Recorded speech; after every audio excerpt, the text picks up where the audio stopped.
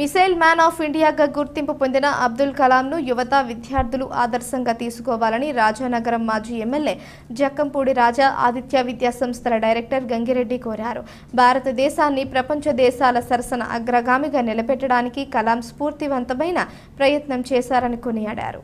Anchor చోటు ఆధ్వర్యంలో శనివారం భారతరత్న మాజీ రాష్ట్రపతి అబ్దుల్ కలాం 9వ వర్ధంతి వేడుక నందం గనిరాజు జంక్షన్లో ఉన్న విగ్రహం వద్ద ఘనంగా నిర్వహించారు. జక్కంపూడి రాజా, గంగిరెడ్డి ఆదిత్య డిగ్రీ కళాశాల ఎన్ఎస్ఎస్ ప్రోగ్రామ్ ఆఫీసర్లు GVS Nageswararao, K Maheshwari, NSS వాలంటీర్లు, విద్యార్థులు పాల్గొని అబ్దుల్ కలాం విగ్రహానికి పూలమాలలు వేసి ఘన నివాళులర్పించారు.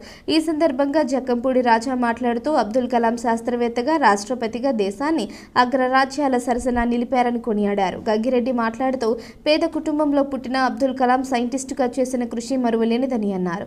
9వ తరగతి చదివే సమయంలో ఆకాశంలో పక్షి ఎగరడం చూసి తాను సైంటిస్టుగా అలా ఎగిరే వాటిని కనిపెట్టాలని కలగని దానిని సాధించారని కొనియాడారు.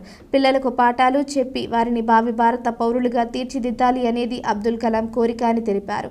రాజమండ్రిలో అబ్దుల్ కలాం విగ్రహం ఏర్పాటు చేసి కార్యక్రమాలు నిర్వహిస్తున్న యాంకర్ చోటును అభినందించారు. చోటు మాట్లాడుతూ అబ్దుల్ కలాంను దేశానికి అందించిన సేవలను ప్రతి ఒక్కరూ ఆదర్శంగా తీసుకోవాలని కోరారు. రాష్ట్రంలోని తొలిసారిగా అక్కడ విగ్రహాన్ని ఏర్పాటు చేసి ప్రతి ఏటా జయంతి, వర్ధంతిని క్రమం తప్పకుండా నిర్వహిస్తున్నామని, దీన్ని ఆయనకు చేస్తున్న సేవగా భావిస్తున్నామని పేర్కొన్నారు. వృత్తిలోనే చనిపోతామన్న వ్యక్తులు వాళ్ళు. ఆ ఇద్దరు వ్యక్తులు ఎవరంటే ఒకళ్ళు అబ్దుల్ కలాం, ఆయన పాఠం చెప్తూ పడిపోయాడు. ఆయన రిటైర్ అయిన తర్వాత మళ్ళీ వచ్చి యూనివర్సిటీలో పాఠాలు చెప్పడం మొదలెట్టాడు. ఆయన పాఠం చెప్తూ పడిపోతూ చనిపోయాడు ఆయన. రెండోది అక్కినేని నాగేశ్వరరావు గారు క్యాన్సర్తో ఉంటూ కూడా నటిస్తూ చనిపోయాడు ఆయన. అలా ఉండాలి వృత్తిలో అంకితం అంటే. అది నటన వృత్తిగా స్వీకరించుకుని వృత్తిలో చనిపోయే వరకు వాళ్ళు అలాగే ఉన్నారు. అలాగే అబ్దుల్ కలాం గారు. అది మనం స్ఫూర్తిగా తీసుకుని ఆదర్శంగా తీసుకున్నట్టయితే అదృష్టాలు అంతటగా వస్తాయి. అబ్దుల్ కలాం ఏనాడు ఆశించలేదు తను రాష్ట్రపతి స్థాయికి ఎదుగుతానని కానీ, తనకు భారతరత్న వస్తుందని కానీ, మిసైల్ మ్యాన్ ఆఫ్ ఇండియా అని అంటారు కానీ అతని ఆశయం ఒకటే, భారతదేశాన్ని అగ్రరాజ్యాల సరసన ఖగోళ శాస్త్ర పరిజ్ఞానంలో ఉంచాలి. ఇవాళ 3వ రాష్ట్రంగా మనది ఉంది.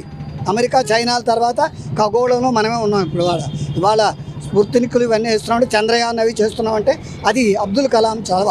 అంచేత మీరందరూ అబ్దుల్ కలాంని ఆదర్శంగా తీసుకుని ఎదగాలని చెప్పి, ఆ విధంగా ప్రయత్నించాలని చెప్పి మనస్ఫూర్తిగా కోరుకుంటూ మీ అందరికీ ఈ సందర్భంగా శుభాకాంక్షలు.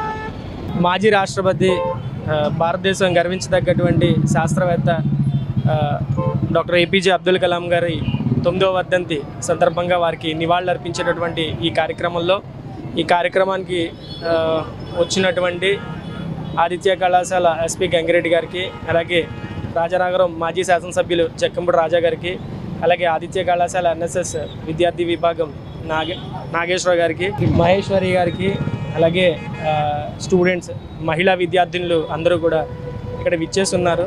వారందరికీ కూడా మరొకసారి నేను ధన్యవాదాలు తెలియజేస్తూ, మీరందరూ ఆలోచించాల్సిన విషయం ఏంటి అంటే, అబ్దుల్ కలాం గారు చనిపోయిన తర్వాత వారి యొక్క ప్రతిమ అనేది రాష్ట్రంలో ఏ ఒక్క చోట కూడా లేదు. కానీ మన రాజమండ్రి ఒక యువతగా ఆ యువతను రిప్రజెంట్ చేసే విధంగా రాజమండ్రిలో స్థానిక నందం గనిరాజ్ జంక్షన్లో రాష్ట్రంలోనే మొట్టమొదటి విగ్రహాన్ని 7 సంవత్సరాల క్రితం నేను స్థాపించడం, మరి అక్కడి నుంచి వర్ధంతి జయంతి కార్యక్రమాలకి వారికి నివాళులు అర్పించడం అనేది బహుశా వారికి నేను చేసేటటువంటి ఒక సేవగా భావిస్తూ, అలాగే భారతదేశం గర్వించదగ్గటువంటి వ్యక్తి కాబట్టి అలాంటి వ్యక్తిని స్మరిస్తూ ఉండడం కూడా మనం భారతదేశానికి చేసేటటువంటి సేవ అవుతుంది.